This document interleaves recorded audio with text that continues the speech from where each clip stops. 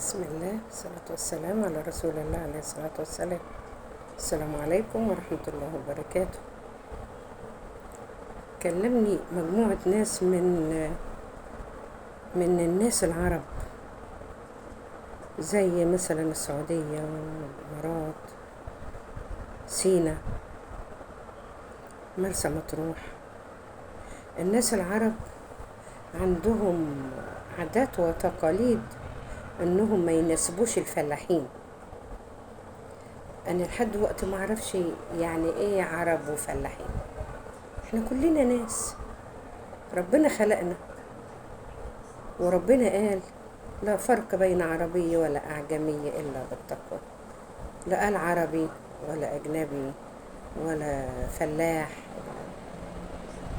لما تكون بنتك متخرجة تعليم عالي من الجامعة ويجي لها شاب مثلا أستاذها في الجامعة، ازاي ترفضه؟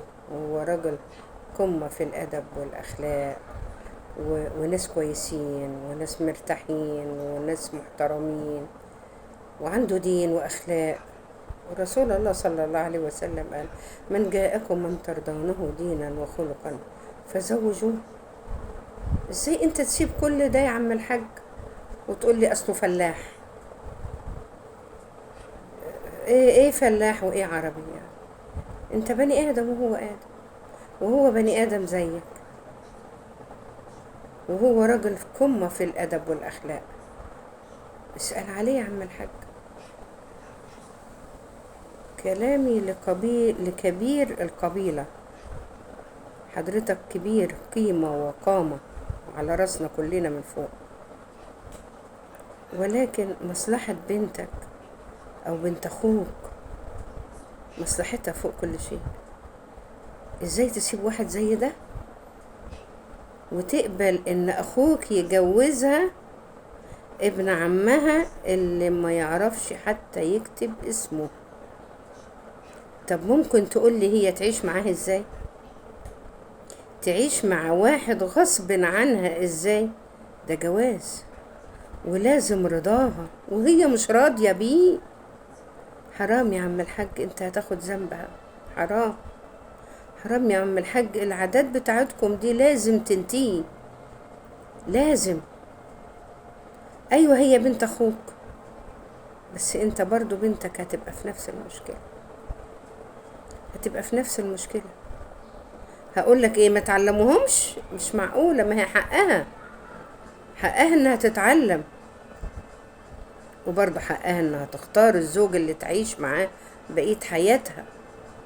ليه يا عم الحاج تعذب البنات بالشكل ده؟ حتى الولد كمان هو واخدها مجبر، الولد واخدها مجبر لان ده رغبتك مش رغبته هو. هياخدها وهيطلقها او يسيبها ويروح يتجوز اللي هو عايزه. يبقى انت بقى استفدت ايه من قولة عربي وفلاح؟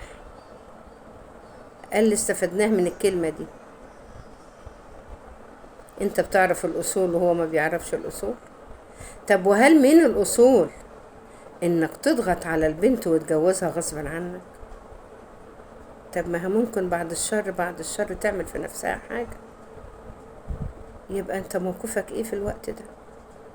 ارجوك يا عم الحاج، كلامي لكل كبير قبيلة، ارجوكم حاولوا تغيروا العادات دي، حاولوا تغيروها. السلام عليكم ورحمة الله وبركاته.